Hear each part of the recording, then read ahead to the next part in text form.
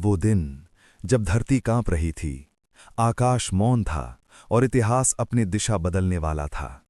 कुरुक्षेत्र की भूमि पर दो सेनाएं आमने सामने खड़ी थीं। एक तरफ धर्म, दूसरी तरफ अधर्म। लेकिन उस दिन सबसे बड़ा युद्ध मैदान में नहीं, एक योद्धा के हृदय में शुरू हुआ था। उस योद्धा का नाम था अर्जुन। कुरुक्षेत्र, वो भूमि जिसे धर्मक्षेत्र कहा गया, जहां केवल तलवारें नहीं टकराने वाली थीं, वहां विचार टकराने वाले थे। हस्तिनापुर के अंधे राजा धृतराष्ट्र ने संजय से पूछा, धर्मक्षेत्रे कुरुक्षेत्रे मेरे और पांडु के पुत्र क्या कर रहे हैं? धृतराष्ट्र ने मेरे और पांडु के कहा। यही मोह था, यही अधर्म की जड़ थी। राजा दुर्योधन ने पांडवों की विशाल सेना देखी। उसकी आंखों में घबराहट थी, लेकिन चेहरे पर घमंड। वो गुरु द्रोणाचार्य के पास गया और बोला, आचार्य देखिए, आपके ही शिष्य धृष्टद्युम्न ने कैसी सेना सजाई है।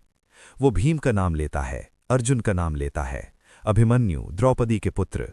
उसे डर था, क्योंकि धर्म की शक्ति संख्या से नहीं, सत्य से चलती है। और फिर शंखनाद बजे। भीष्म पितामह ने सिंहनाद किया, धरती गूंज उठी। लेकिन तभी माधव ने अपना पंचजन्य शंख बजाया और अर्जुन ने देवदत्त। उस ध्वनि में सत्य की गर्जना थी। अर्जुन ने कहा, हे कृष्ण, मेरा रथ दोनों सेनाओं के बीच ले चलो। रथ धीरे धीरे आगे बढ़ा, और जब अर्जुन ने देखा, वो क्या देखता है? सामने शत्रु नहीं थे, सामने थे गुरु द्रोण, पितामह भीष्म, मित्र, भाई, रिश्तेदार। उसका हृदय कांप उठा। अर्जुन बोला, हे कृष्ण, मेरे हाथ कांप रहे हैं, गांडीव हाथ से फिसल रहा है, त्वचा जल रही है। मैं अपने ही लोगों को मारकर क्या करूंगा राज्य लेकर? नहीं, मैं ये युद्ध नहीं करूंगा। और महान योद्धा अर्जुन अपने रथ में बैठ गया, धनुष नीचे रख दिया। यही था अर्जुन विषाद योग। लेकिन कहानी यहां खत्म नहीं होती। कृष्ण मुस्कुराए। उन्होंने कहा, अर्जुन, ये युद्ध केवल भूमि के लिए नहीं है, ये धर्म के लिए है।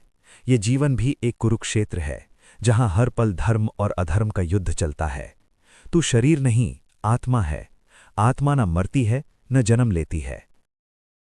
कृष्ण की वाणी अर्जुन के भीतर सोए साहस को जगा रही थी। मोह की जंजीरें टूट रही थीं। वो समझ गया, भागना समाधान नहीं है, धर्म के लिए खड़ा होना ही जीवन का उद्देश्य है। दोस्तों, कुरुक्षेत्र केवल हरियाणा में नहीं है, वो आपके जीवन में है।